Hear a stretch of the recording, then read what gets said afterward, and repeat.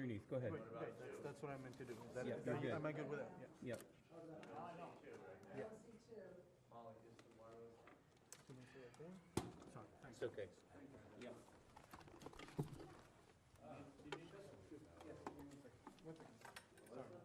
I'll step on it and you. Mike stop is not hot. Thank you. Okay.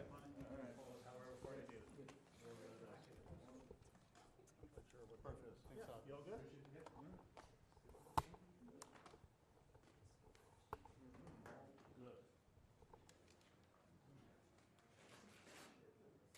Now I only see two.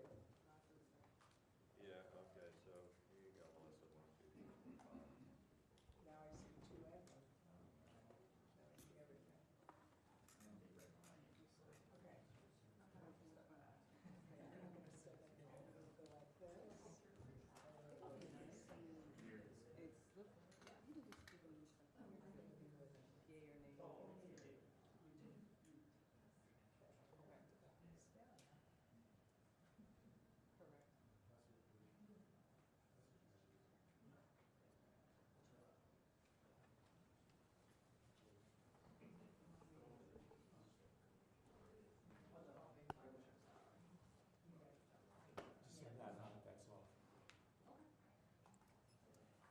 Olivia?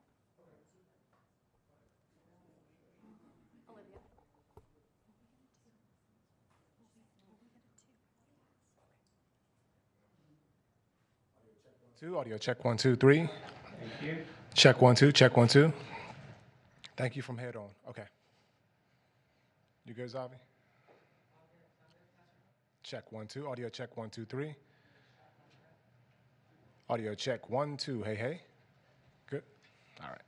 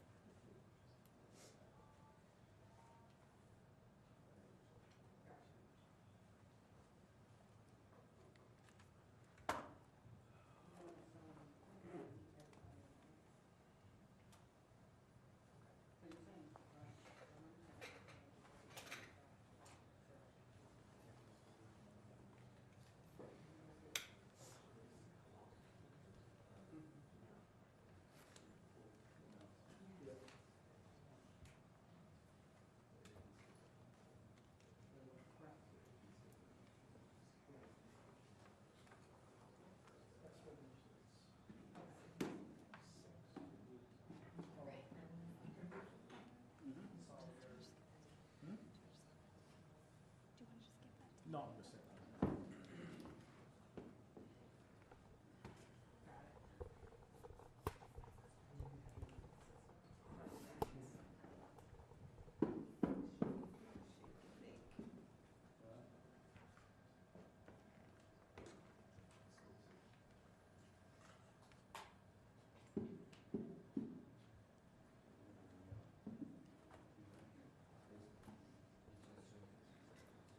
We're gonna try to get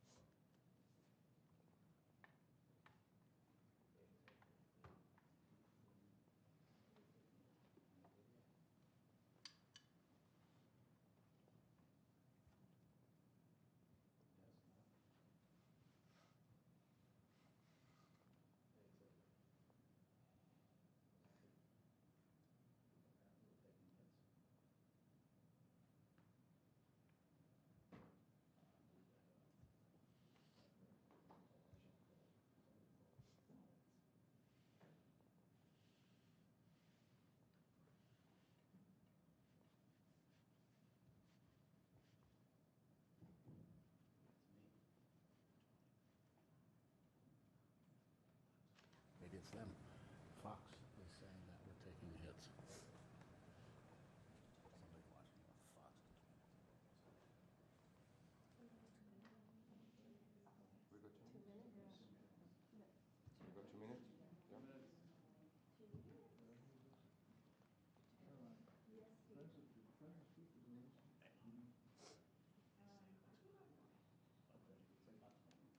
Why don't you ask him, Steve? You, sounds like you have an opportunity to tell. Sorry about that.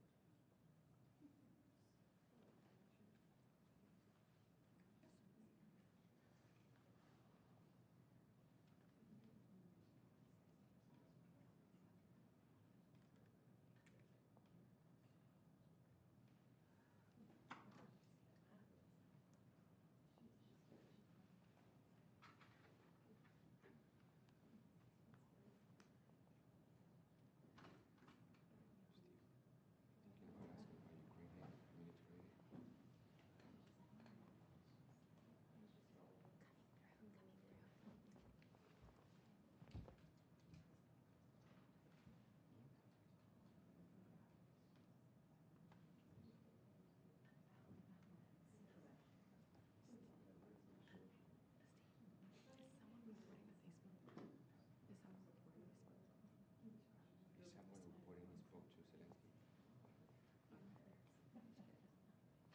It's you reporting it. He's the source. Yeah, exactly. Yeah,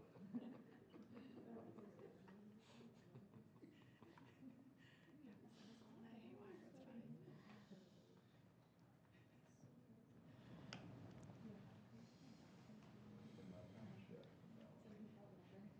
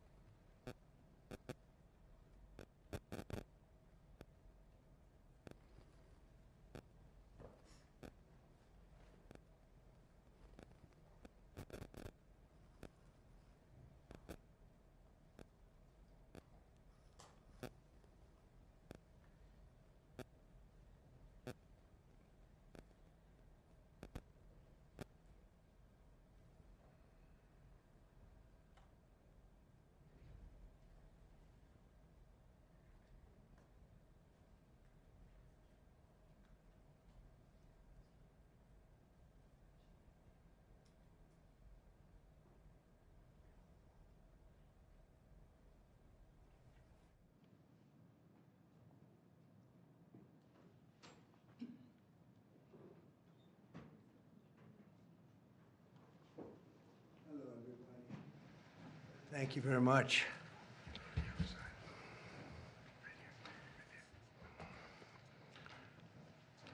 Thank you very much. This is a very big day for a lot of reasons, but this gentleman is a very unique man. It's, I think I could say in the world of chips, certainly, but in the world pretty much of business, nobody's done what he's done. Very, for those of you that are into that world, you would say, wow, he's a legend, but he is a legend, and it's an honor to be with you. Very great honor. Thank you very much. Mr. President. Thank you very much.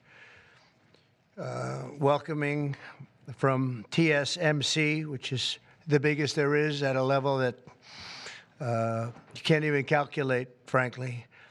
C.C. Wei to the White House for a very historic announcement. This is a tremendous thing for our country and hopefully for his company.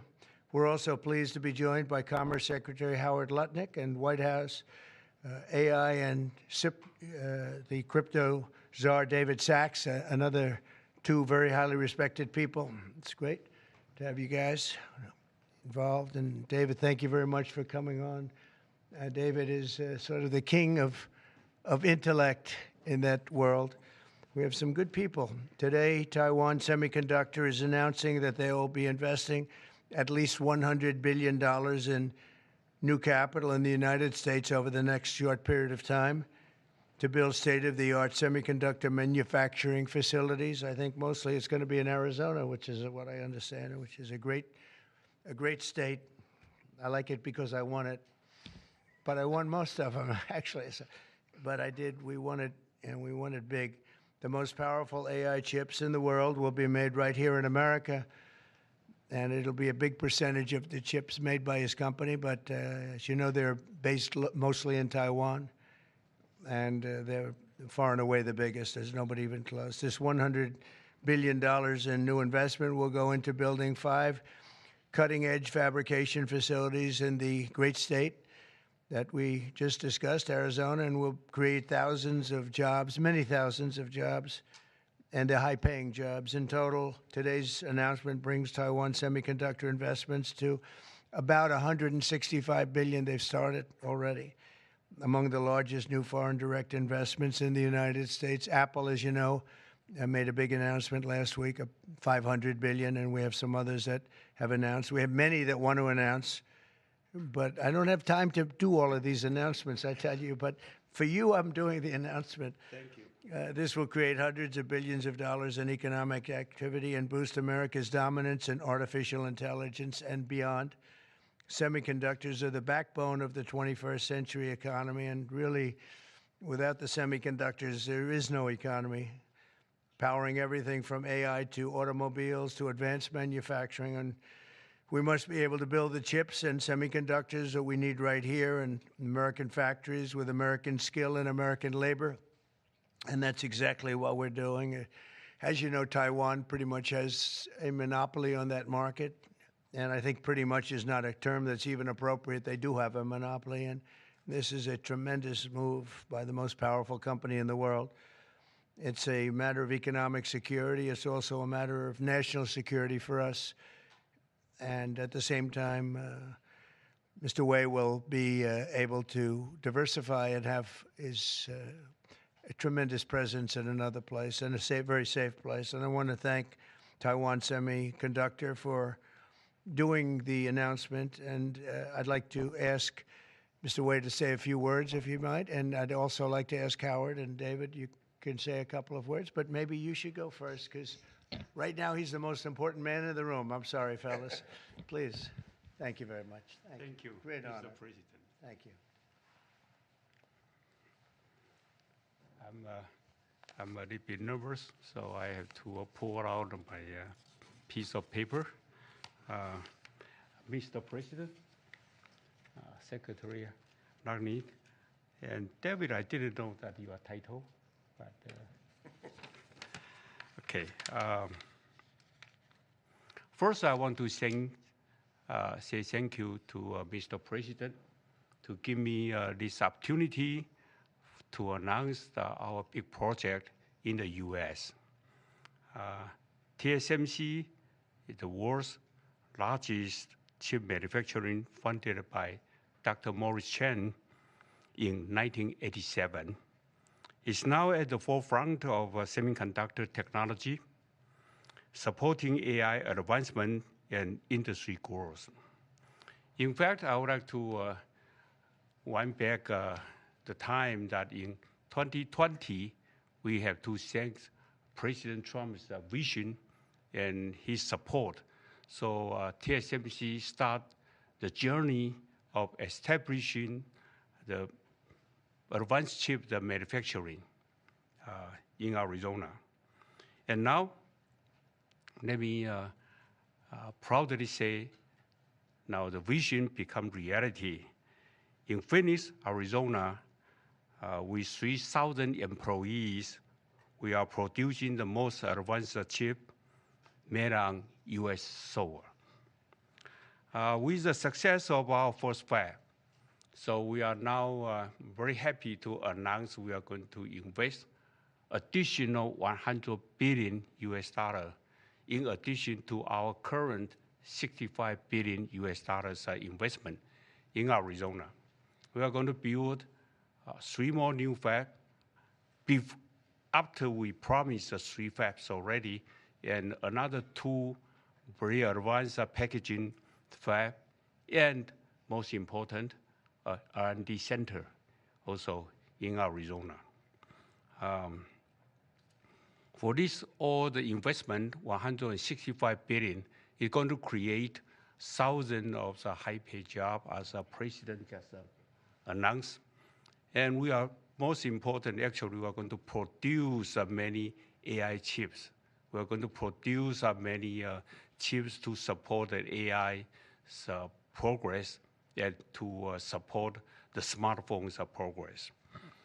And again, with that, I want to thank President Trump again for his support. In addition, I also want to thank my customers in the US, such as Apple, NVIDIA, AMD, Qualcomm, Broadcom. They all support TSMC's manufacturing in the US. Without their support, we probably cannot make it through. So again, I want to thank them. Also, I'd like to thank the TSMC's employee. Without their effort, we just cannot make it today. That's all I want to say, and thank you. Thank you. That's good. Thank you very much. Howard, please, David? Sure. Thank you. So I'm thrilled to be here today because President Trump has made it a fundamental objective to bring semiconductor chip manufacturing home to America. Under the Biden administration, TSMC received a $6 billion grant, and that encouraged them to build $65 billion. So America gave TSMC 10% of the money to build here. And now you're seeing the power of Donald Trump's presidency, because TSMC, the greatest manufacturer of chips in the world, is coming to America with a $100 billion investment. And of course, that is backed by the fact that they can come here because they can avoid paying tariffs. So the idea is come to America, build greatness in America, build for the American customers, the Apple, NVIDIA, that whole list that Chairman Wei gave in order to bring production to America. So we're really, really excited. This continues the most incredible path you've ever seen in these first weeks and months of the Trump administration of incredible manufacturing coming to America. The keys that the president has called out are coming here. They're coming here in huge size because they want to be in the greatest market in the world, and they want to avoid the tariffs that if they're not here, they'd have to suffer. So I want to congratulate C.C. Wei for bringing in this incredible $100 billion investment, but it's on the shoulders of our President Donald Trump, which is why he's coming. So thank you. Thank you. David? Thank you, sir. Well, the products that TSMC makes are literally the most important products in the world. I mean, these advanced chips power everything. They power AI, they power your phone, they power your cars, and without them, the whole modern economy would stop, but they're not made in the United States. So for TSMC to move here is a huge, huge development, and we owe that to President Trump's leadership on the economy and Secretary Lutnick as well. And Cece, thank you for coming here. Thank you. Yeah. Thank you, Dan. So thank you very much. A big percentage of chips with this investment will be made now, a big percentage. Worldwide, we had very little, almost none. We used to have a lot with Intel, but we had very little. And we'll be at close to 40% of the market with this transaction and a couple of others that we're doing. That's a tremendous leap, like a leap that nobody would have really said was possible. So I just want to thank you all for being here. If you want a couple of questions, ideally on this subject, yes. The number of jobs that will be created. He said thousands, but You're probably talking about 25,000 jobs. But it'll get bigger and bigger with time. Knowing this gentleman, it'll get bigger and bigger. There'll be no stopping him. Mr. President, what Yes, Brian, go ahead. In addition to the jobs, you talked about national security, and that's one thing I think a lot of Americans at home don't understand. Explain the national security aspect of this. Well, without the chips and semiconductors, nothing runs today. You can't buy a car without them. You can't get a radio, a television, you can't get anything. And we thought it was very important, obviously business-wise, but we thought even in terms of national security to have this large percentage of the chips, semiconductors, and other things that they make the most important product. And not a product that you can really copy. It takes years and years. You know, on the needle of a pin is total genius. I mean, they can put things, something the size of the needle, the point of a pin, they put information that is just not even believable. So if you would see this, it's just really something. Yes, Mr. President. One aspect to that, Honda announced they're coming to Indiana because of the tariffs. Once again, you bring in additional jobs in manufacturing. You want to comment on that as well? Well, Honda's coming, and I told you about Apple, that they're going to be starting to build massively here, $500 billion. And we have many other companies going to be announced, but we had many that have already announced. And no, it's going to be great. It's looking really strong. I don't think this country has ever seen anything like we're seeing right now. Now, the tariffs, as you know, will start a week earlier than the reciprocal, which is going to be on a couple of weeks earlier. Reciprocal tariffs start on April 2nd. And I wanted to make it April 1st, but I didn't want to go April Fool's Day, because that costs a lot of money, but that one day. But so we're going April 2nd. But very importantly, tomorrow tariffs 25% on Canada and 25% on Mexico, and that'll start. So they're going to have a tariff. So what they have to do is build their car plants, frankly, and other things in the United States, in which case they have no tariffs.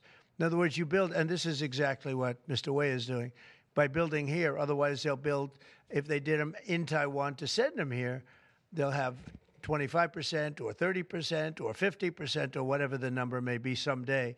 It'll go only up. But by doing it here, he has no tariff, so he's way ahead of the game. And I would just say this to people in Canada or Mexico: if they're going to build car plants, the people that are doing them are much better off building here, because we have the market. We're the market where they sell the most. And so I think it's going to be very exciting for the automobile companies. Very exciting for, I can think of any, as an example, North Carolina, they had the great, I used to go there to buy furniture for hotels, and it's been wiped out. That business all went to other countries. And now it's all going to come back into North Carolina, the furniture manufacturing business, please. Mr. President, is the Ukraine minerals deal now dead, or can it be revived? What's your... Well, I'll let you know. We're making a speech. You probably heard about it tomorrow night, so I'll let you know tomorrow night. But no, I don't think so. I think it's a great deal for us because, Biden very, very foolishly, stupidly, frankly, gave $300 billion and $350 billion more accurately to a country to fight and to try and do things. And you know what happened? We get nothing. Just gave it. We could have rebuilt our entire U.S. Navy with $350 billion. Think of it, $350 billion. We could have rebuilt our U.S. Navy. So he gave it away as fast as the money could be gone. And what we're doing is getting that all back, and a lot more than that. And what we need, it's very important for this business that we're talking about here with chips and semiconductors and everything else, we need rare earths. And the deal we have is we have the finest rare earths. Mr. President, what do you need to see from President Zelensky to restart these negotiations? Well, I just think he should be more appreciative because this country has stuck with them through thick and thin. We've given them much more than Europe, and Europe should have given more than us because, as you know, that's right there. That's the border. This country really was like the fence on the border. It was very important to Europe, and I'm not knocking Europe. I'm saying that they were a lot smarter than Joe Biden because Joe Biden didn't have a clue. He just gave money hand over fist, and they should have been able to equalize with us. In other words, if we gave $1, they should have given. Well, we gave $350 billion. They probably gave $100, but on top of it all, they get their money back because they're doing it in the form of a loan, and it's a secured loan. So when I saw that, which I've known about for a little while, I said it's time for us to be smart. At the same time, it's great for them because they get us in the country taking the rare earth, which is going to fuel this big engine, and especially the engine that we've in a very short time created. And we get something, and we're there. We have a presence there.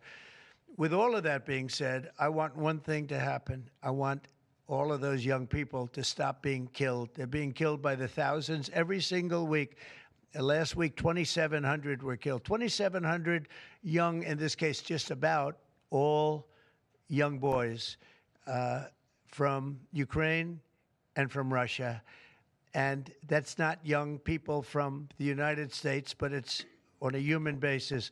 I want to see it stop. The money is one thing, but the death. And they're losing thousands of soldiers a week.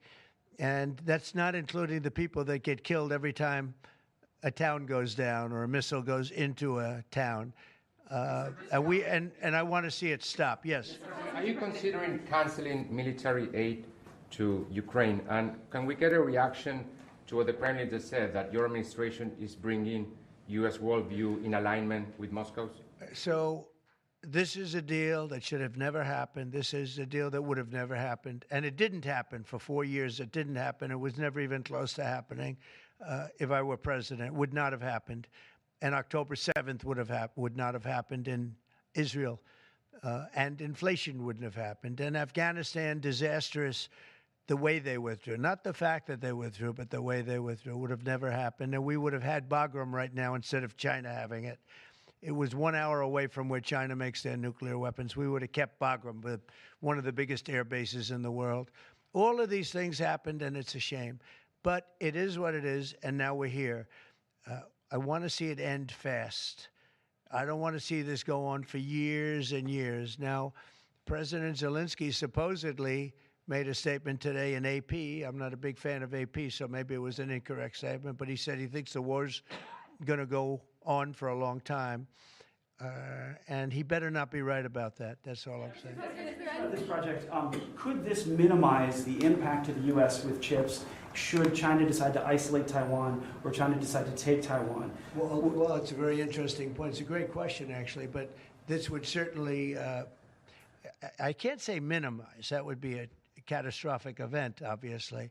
But it will at least give us a position where we have, in this very, very important business, we would have a very big part of it in the United States. So it would have a big impact if something should happen with Taiwan. Russia sanctions. Are you looking at relieving Russian sanctions if there is a peace deal? Well, we're going to make deals with everybody to get this war, including Europe and European nations. And they've acted very well. You know, they're good people. I know most of them are friends of mine.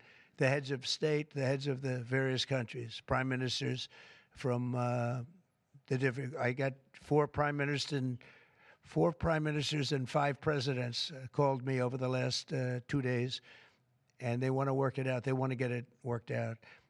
And I think they're also, you know, they're talking money, but the money is less important than the deaths. We're talking thousands of young people a week. And people would say, why do I care about Ukraine? Young people, why do I care about, and not all young, but they're pretty young. You know, Ukraine is running a little bit low, and they're getting older. They're recruiting older people. It's a very, very sad thing that's happening over there, and we want to get it finished. We want to stop the death. On the tariffs, is there any room left for Canada and Mexico to make a deal before midnight? And should we expect those Chinese tariffs, the extra 10%, to take effect No room tomorrow? left for Mexico or for Canada. No, the tariffs, they're all set. They go into effect tomorrow. Mr. President, just to follow up on my colleague's question. And just so you understand, vast amounts of fentanyl have poured into our country from Mexico, and as you know, also from China, where it goes to Mexico and goes to Canada, and China also had an additional 10, so it's 10 plus 10, and it comes in from Canada and it comes in from Mexico, and that's a very important thing to say. Yeah, please go ahead. Have you decided if you're going to suspend military aid to Ukraine? Have you made that decision? Well, I haven't even talked about that right now. I mean, right now, we'll see what happens. A lot of things are happening right now as we speak. I mean, literally as we speak. I could give you an answer and go back to my office, the beautiful Oval Office. I could go back into the Oval Office and find out that the answer is obsolete. It's like his business. It's obsolete. You come up with a new chip and it's obsolete about 2 minutes later, right? But that's what's good about his business. That's why he's the only one that's successful in it. But Just to follow up my colleague's question, from Russia saying that your foreign policy is largely in line with their vision, should that be concerning to Americans? said what? Should that be concerning to Americans? Read the statement. That Russia says that your administration's foreign policy is, quote, largely in line with their vision. Well, I'll tell you what, I think it takes two to tango, and you're going to have to make a deal with Russia, and you're going to have to make a deal with Ukraine. You're going to have the assent, and you're going to have the consent from the European nations, because I think that's important, and from us. I think everybody has to get into a room, so to speak, and we have to make a deal. And the deal can be made very fast. It should not be that hard a deal to make. It could be made very fast. Now, maybe somebody doesn't want to make a deal, and if somebody doesn't want to make a deal, I think that person won't be around very long. That person will not be listened to very long, because I believe that Russia wants to make a deal. I believe certainly the people of Ukraine want to make a deal. They've suffered more than anybody else. We talk about suffering. They've suffered. But if you think about it, under President Bush, they got Georgia, right? Russia got Georgia. Under President Obama, they got a nice big submarine base, a nice big chunk of land where they have their submarines. You know that, right? Crimea. Under President Trump, they got nothing. And under President Biden, they tried to get the whole thing. They tried to get the whole big Ukraine, the whole thing. If I didn't get in here, they would have gotten the whole thing. So I can only say, you can go back to Bush, you can go back to Obama, and go back to Biden. They took a lot. The only one they didn't get, you know what I gave them? I gave them anti-tank missiles. That's what I gave them. I gave them sanctions on Russia. I gave them javelins. You know the javelins? You know when they took out all those tanks? You know the tanks were heading to Kiev by the hundreds, and they were unstoppable. And I gave them javelins. So, you know, I really, Putin is the one that will tell you this has not been so good for them. The fact is that I just want fairness. I want fairness. But think of it. I gave Russia nothing except grief. I gave them nothing. I gave them sanctions and javelins. That's what I gave them. Obama gave them sheets, and you heard that statement before. It's a very famous. Trump gave them javelins, and Obama gave them sheets, and then they say how close I am to Russia. And let me tell you, we have to make a deal because there are a lot of people being killed that shouldn't be killed. But remember, Trump gave them nothing, and the other presidents gave them a lot. They gave them everything. You met with Argentine President Javier Milei at CPAC. He wants to sign a free trade agreement with the United States. Is that something that you would consider even with Argentina or any other country? I'll consider anything. And Argentina, I think he's great, by the way. I think he's a great leader. He's doing a great job. He's doing a fantastic job. Brought it back from oblivion. Yeah, we'll look at things. We're looking at the UK with things. It doesn't have to be tariffs, but tariffs are easy. They're fast. They're efficient. And they bring fairness. For instance, when people kill their dollar, their equivalent of the dollar, whether it's the yuan or the yen in Japan or the yuan in China, when they drop them down, that puts us at a very unfair disadvantage. So all I have to do is say, Howard, we're going to have to raise the tariffs a little bit, because I've called President Xi, I've called the leaders of Japan to say you can't continue to reduce and break down your currency. You can't do it because it's unfair to us. It's very hard for us to make tractors, Caterpillar, here when Japan, China, and other places are killing their currency, meaning driving it down. So all of these things add up. And the way you solve it very easily is with tariffs, because when they do that, instead of having to make phone calls every day like I used to do with certain leaders, President Xi a little bit, a lot of phone calls, talking about the fact that they're lowering their yuan, they're lowering it down, and that makes it very, very hard for us. So this way I just say, look, let them do that, and we make up for it with the tariffs. But Mexican President Claudia Sheinbaum about yeah, tariffs? sure, I will. I have a lot of respect for her. I have a lot of respect for her. Are you Mr. President, takes effect. It'll be 20% on China now. How high are you willing to go against China? Well, I can't say. It depends on what they do with their currency. It depends on what they do in terms of a retaliation with some kind of an economic retaliation, which I don't think they're going to retaliate too much. Hey, look, the United States has been taken advantage of for 40 years. The United States has been a laughingstock for years and years. That's why this gentleman is built in Taiwan instead of building here. It would have been better if he built here. If we had a president that knew what they were doing, and we had a lot of them very bad on trade. Look, I'm a huge fan of Ronald Reagan, but he was bad on trade, very bad on trade. He allowed a lot of people, a lot of businesses to be taken. So I say that with due respect, because he was so great on other things, but he was bad on trade. We are setting records right now, records like nobody has ever seen before. When you have companies like this coming in, and almost 40% of their company in one signature is going to be devoted to what he does, which is one of the most important businesses in the world. That's an unbelievable thing. When Apple now is going to start building all of their plants here, all because of what we've done in terms of, it's not because he likes me or they like me. They don't probably like me at all. I don't know. I think he likes me a little bit at least. But you know what? It's the incentive we created, or the negative incentive. I mean, it's going to be very costly for people to take advantage of this country. They can't come in and steal our money and steal our jobs and take our factories and take our businesses and expect not to be punished. And they're being punished by tariffs. It's a very powerful weapon that politicians haven't used because they were either dishonest, stupid, or paid off in some other form. And now we're using them. Say it. Have you spoken with President Xi about this term? I don't want to tell you that. Thank you very much, everybody. Thank you. Thank you very much. About Andrew Cuomo running for New York City mayor. Will people who don't respond to the emails be fired?